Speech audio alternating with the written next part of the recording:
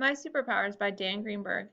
Do you ever wish you had superpowers? When I was a kid, growing up on the north side of Chicago and being picked on by bullies, I prayed for superpowers. Like Superman, I wanted to be able to fly faster than speeding bullets, to be more powerful than locomotives, to leap tall buildings at a single bound. Mainly, I wanted to punch bullies in the stomach so hard that my fist came out of their backs. Winters in Chicago are so cold that frost forms leafy patterns on your bedroom window and stays there for months. The wind howls off of Lake Michigan, and a thick shell of pitted black ice covers the streets and sidewalks from December to April.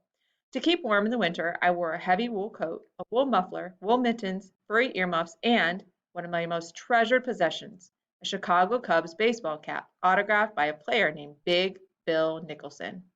On the coldest days of winter, three bullies waited for me after school, just for the fun of terrorizing me. The biggest one was a fat, ugly kid named Vernon Manteuffel. Vernon and his two buddies would pull off my Cubs cap and tease me with it. They'd pretend to give it back and then toss it around in a game of keep away. One day in February, when the temperature was so low I felt my eyeballs cracking, Vernon and his friends caught up with me on the way home. As usual, they tore off my Cubs cap and started playing catch with it. What made it worse than usual was that on this particular day, I happened to be walking home with a pretty girl named Ann Cohn, who lived across the street from me. Ann Cohn had green eyes and shiny black hair, and I had a goofy crush on her. As if it wasn't bad enough that these guys humiliated me when I was alone, now they were doing it in front of Ann Cohn. Was so embarrassed I began to cry. Crying in front of Ann Cohn made me even more embarrassed. I was speechless with shame and anger. Driven by rage, I did what only an insane person would do. I attacked Vernon Manteuffel. I punched him in the chest and I grabbed back my Cubs cap. Vernon saw that I had become a madman. People don't know what to do with madmen. Vernon looked shocked and even a little afraid. He backed away from me. I attacked the second boy, who also backed away from me. Encouraged by their backing away, I ran after them, screaming, punching, and flailing at them with both fists. I chased them for about 2 blocks before they finally pulled up and disappeared. Breathing hard, tears streaming down my face, I felt I had regained my honor, at least temporarily. That weekend, perhaps made braver by my triumph over the three bullies, I kissed Ann Cohn on her sofa. Can't tell you exactly why I did that. Maybe it's because it was a cold, cloudy Saturday and there was nothing else to do.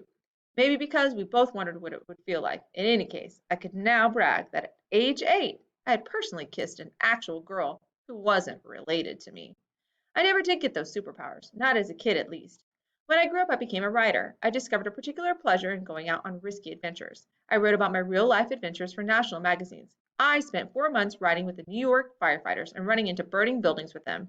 I spent 6 months writing with New York homicide cops as they chased and captured drug dealers and murderers. I flew upside down over the Pacific Ocean with a stunt pilot in an open cockpit airplane. I took part in a dangerous voodoo ceremonies in Haiti. I spent time on a tiger ranch in Texas, and I learned to tame 200-pound tigers by yelling no and smacking them hard on the nose. I found that tigers were not much different from the bullies of my childhood in Chicago. I also wrote fiction. I created entire worlds and filled them with people I wanted to put in there. I made those people do and say whatever it pleased me to have them do and say. In the worlds I made up, I was all powerful. I had superpowers. I began writing a series of children's books called The Zach Files about a boy named Zach who keeps stumbling into the supernatural.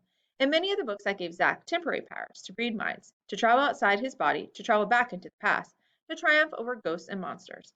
I created another series called Maximum Boy about a boy named Max who accidentally touches radioactive rocks that just came back from outer space and who suddenly develops superpowers. Maximum Boy to me, as a kid in Chicago. Maximum Boy is me as a kid in Chicago, but with superpowers. Oh yeah, I almost forgot. In the Zach Files, I created a fat, stupid kid who sweats a lot and thinks he's cool, but who everyone laughs at behind his back. You know what I named this fool? Vernon Manteuffel. I do hope the real Vernon knows.